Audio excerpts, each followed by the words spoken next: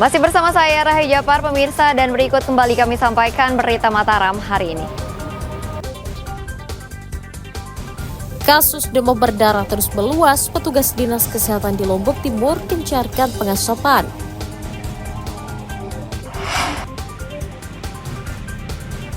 Seorang pemuda di Lombok Barat ditangkap polisi saat mengantarkan narkoba ke pelanggannya.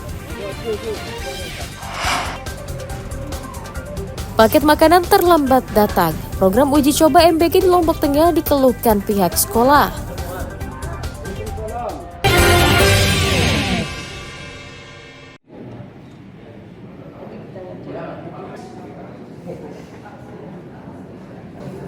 Puluhan karyawan salah satu hotel di Kota Mataram mendatangi kantor Dinas Tenaga Kerja Provinsi NTB pada Senin siang. Kedatangan mereka untuk mengadukan nasibnya karena menjadi korban pemutusan hubungan kerja atau PHK di perusahaan tempatnya bekerja. Selain memprotes tindakan PHK yang diklaim sepihak, sebanyak 40 karyawan juga menuntut diberikan pesangon sebagai hak mereka setelah bekerja puluhan tahun. Perwakilan karyawan juga menyesalkan tidak adanya pemberitahuan PHK kepada mereka, namun disampaikan ke masing-masing divisi tanpa langsung ke karyawan. Karyawan juga mendapatkan alasan pemutusan kerja karena perusahaan merugi dan ingin melakukan efisiensi anggaran. Kami adalah korban PHK sepihak ya, yang dilakukan oleh pengusaha dalam hal ini Sedu Multikal ya, atau Hotel Grand Lagi Mataram yang beramal di Jalan Sriwijaya nomor 1. Saya katakan sepihak karena memang tidak ada komunikasi tentang PHK itu. Ya. Tidak ada surat. Tidak ada pemberitahuan sebelumnya. Kami dikumpulkan dan teman-teman yang di bawah ini hanya menerima informasi dari kepala divisi masing-masing tentang PHK yang dia alami. Ya. Sekarang tuntutannya apa, Pak? Tuntutan teman-teman. Tuntutan kami sebenarnya tidak aneh, ya. Tuntutan kami sebenarnya apa yang diatur sama negara, ya, terhadap PHK itu. Pesangon. Iya, itu intinya.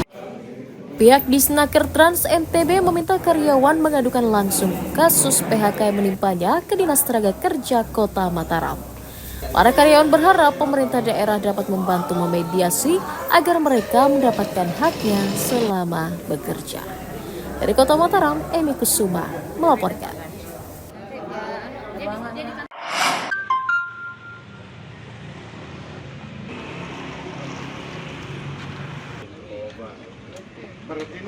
Seorang pemuda bernama Wawan, 25 tahun, diringkus Satuan Reserse Narkoba Polres Lombok Barat karena diduga mengedarkan narkotika di wilayah Kecamatan Labu Api. Tersangka ditangkap di depan pintu masuk sebuah perumahan di Kecamatan Labu Api saat hendak mengantarkan narkoba ke pemesannya. Dari tangan tersangka, polisi menyita 3 paket hemat sabu-sabu seberat 1,16 gram, ponsel, dan sepeda motor sebagai barang bukti. Penangkapan Wawan atas laporan masyarakat yang curiga ia kerap mengedarkan narkoba ke para remaja di lingkungan perumahan. Kami dari Satres Narkoba Polres Lombok Barat telah berhasil melakukan pengungkapan terhadap pelaku peredaran gelap narkotika di pinggir jalan Tuan Guru Haji Lopan, Labu Api, Kabupaten Lombok Barat. Penangkapan ini kami lakukan berdasarkan informasi masyarakat, yang mana dari masyarakat, beberapa orang masyarakat menginformasikan kepada kami bahwa di jalan Tuan Guru Haji Lopan ini, di daerah Labu Api, sering terjadi transaksi narkotika jenis sabu. Atas informasi tersebut, kami melakukan proses penyelidikan yang mendalam, kemudian ternyata memang benar, pelaku memang sering melakukan transaksi di TKP. Kami langsung melakukan penangkapan terhadap pelaku di TKP, yang pada saat itu sedang menunggu pembeli. Tersangka mengaku awalnya hanya menjadi pengguna, namun tergiur mengedarkan sabu-sabu sejak 3 bulan lalu. 3 poket. 3 poket. Dia beli dengan harga berapa? 400. Terus dia mau nganterin itu sudah jual atau gimana? Iya, menjual. Iya. Sudah jual berapa? 500. Berarti keuntungannya sudah 100. Sudah berapa lama kerja jual beli sabu? Nggak salah 2-3 bulan. 2-3 bulan. Pakai juga sih dia. Ya? Pakai juga. Oke. Atas ulahnya, tersangka dijerat Undang-Undang Narkotika dengan ancaman hukuman pidana 5 tahun penjara. Awaludin dari Kabupaten Lombok Barat melaporkan.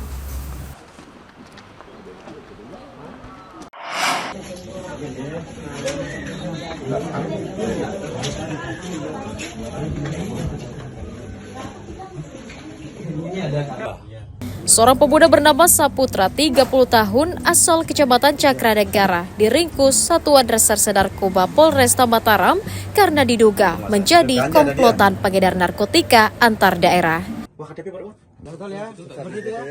Tersangka dibekuk di depan gang rumahnya di Kelurahan Cakranegara usai menerima paket diduga narkoba dari jasa pengiriman barang.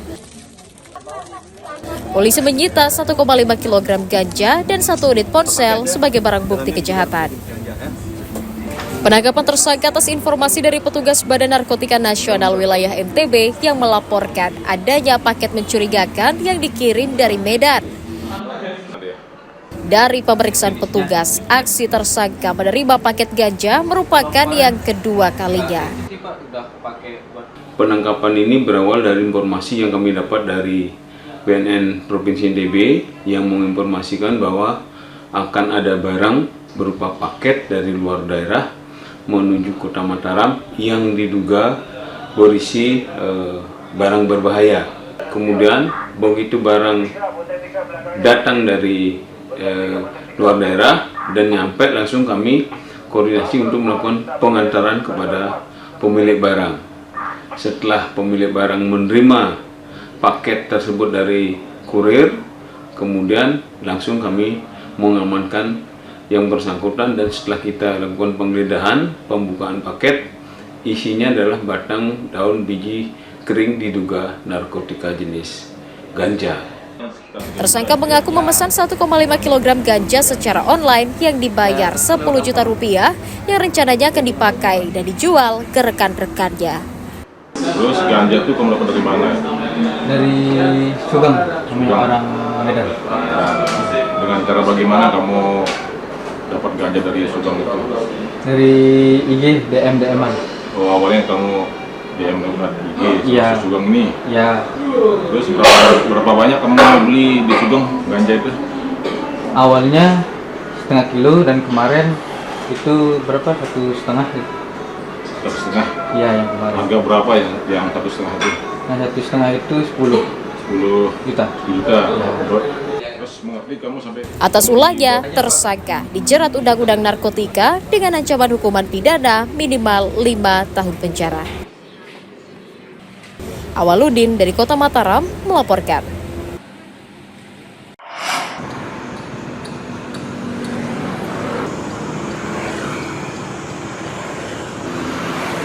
Kejaksaan Tinggi Nusa Tenggara Barat menyita objek lahan dan bangunan Lombok City Center di wilayah Gerimak, Kecamatan Bertayus karena menjadi objek perkara dengan korupsi yang melibatkan sejumlah pihak. Lahan seluas 8,4 hektar yang merupakan aset milik Kabupaten Lombok Barat disita penyidik karena diduga bermasalah dalam kerjasama operasional aset antara pemerintah daerah dengan pihak swasta. Selain menyetop seluruh aktivitas di lahan sengketa, Kejati juga memasang pelang pengumuman penyitaan di depan gedung LCC. Kejati menghitung kerugian negara mencapai 38 miliar rupiah dari perhitungan harga tanah dan kontribusi sewa sebesar 1 miliar rupiah per tahun. Cuman kalau bentuk fisik sertifikatnya yang belum, tapi kalau tanahnya dari 8,2 itu sudah alhamdulillah sudah berhasil kita sita semuanya.